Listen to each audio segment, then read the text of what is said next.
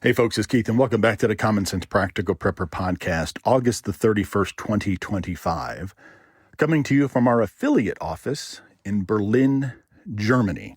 As you know, I'm on vacation and I've been here, I think this is day 3. With the time change and jet lag, it's got me completely turned around. But I've had a chance to walk through a lot of Berlin. I think I've probably put 20 miles on my feet in the last 3 days here visiting family.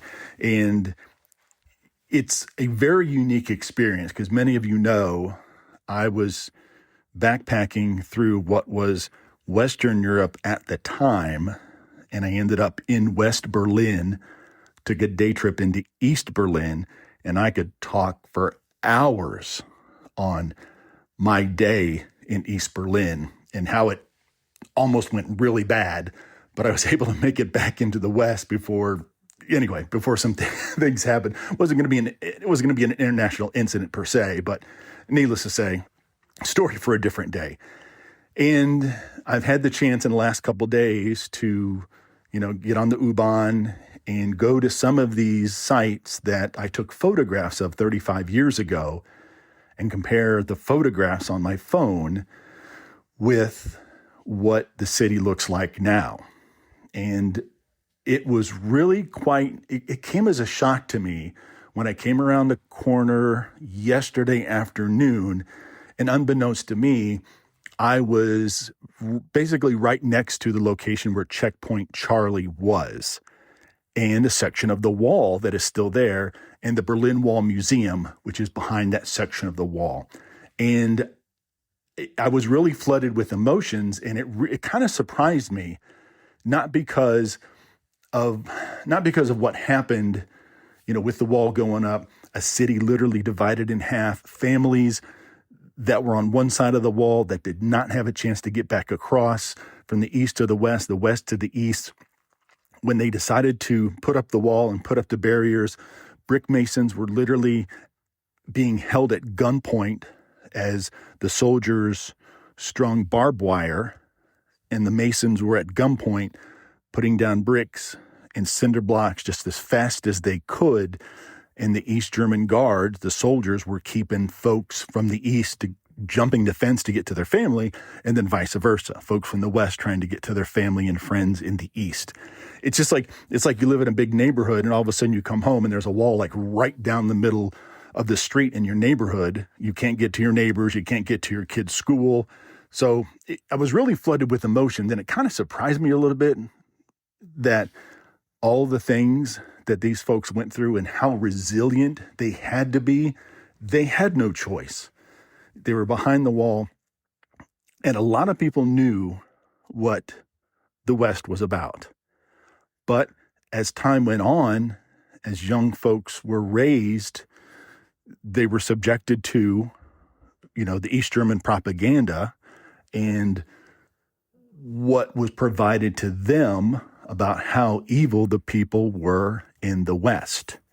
Now, when I went into East Berlin, I went into the East Germany, I think it was the DDR History Museum, and it's still here.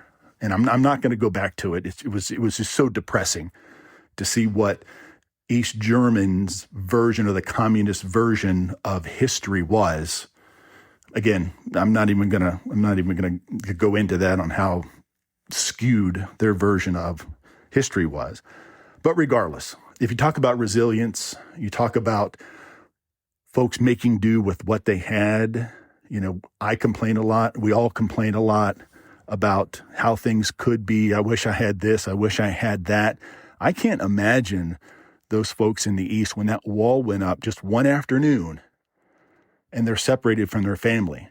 Brothers and sisters, aunts and uncles, husbands and wives, co-workers could not get back to each other.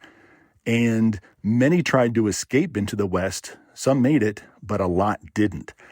I mean, can you imagine just coming back from work and then seeing this wall in the middle of the street and you're not able to get to your wife or your boyfriend or girlfriend on the other side of the wall? No cell phones, no radios. You don't even know if they're alive or not. And how much time went by and how much anguish and pain that caused those people. And it was an awfully long time before the wall came down, November of 89. And I left just prior to that, going through some photographs of, Checkpoint Charlie.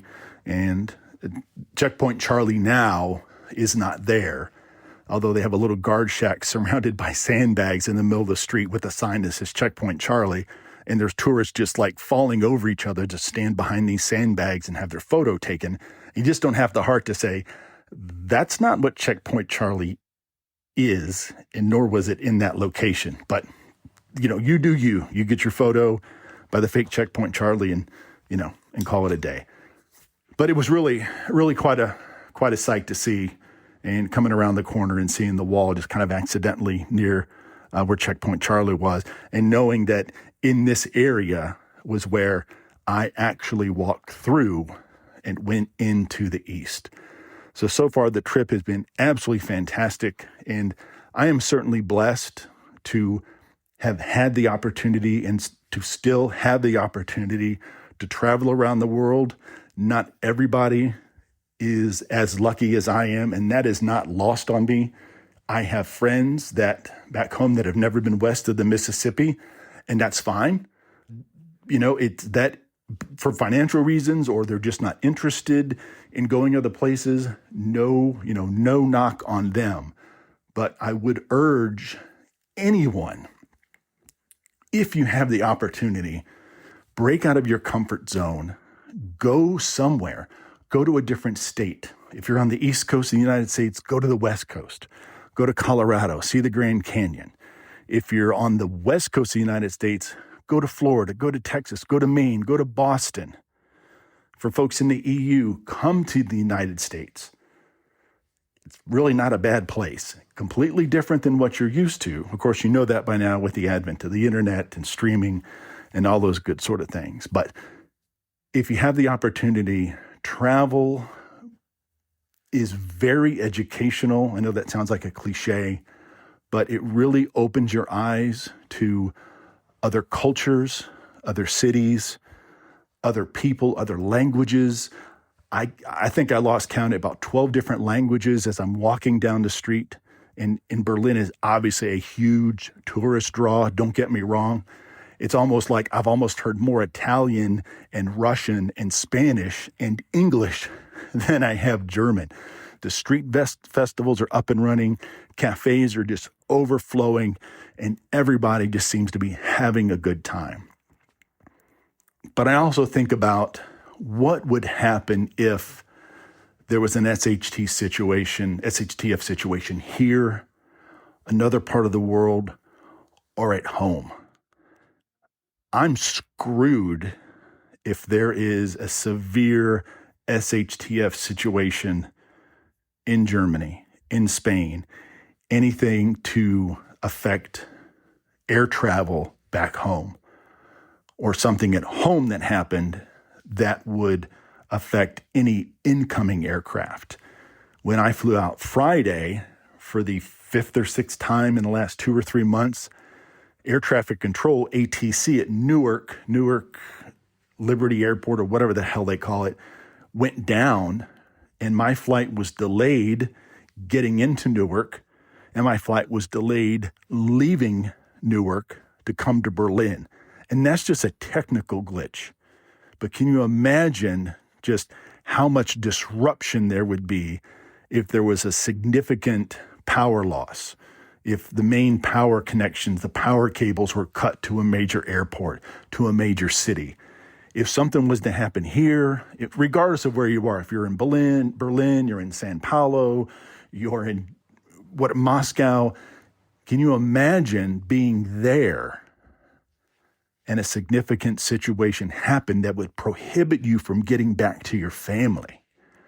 Now, I'll go in at a different podcast. I'll go into the alternative to cellular communications that I have with family members when I'm abroad, and when they're abroad, I do have the ability of making contact with them in the event the cell tower in a certain area of a city or a country was to go south.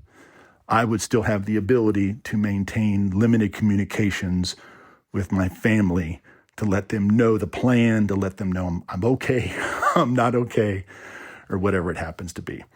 All right, folks, thanks for stopping by. I know this was a bit of a departure from what I normally put up in my podcast, but I thought about it for a few days, and the more I walked around Berlin and just the flood of emotions that I saw when I saw the wall, I knew I was going to find the wall, and I knew I was going to go by where Checkpoint Charlie was, but I had no real idea on the flood of emotions that would come back 35 years later, when I was here the first time. And there's a lot of elderly folks walking around and, no idea where they grew up, no idea if they're from here or they're here on holiday, or they're really just out for a walk along the Spree River. But those folks remember what it was like 35 years ago and beyond. And then now they have the freedom to do a lot more than they did back then. All right, folks, thanks so much. And as always, be careful out there, take care of one another, and until next time.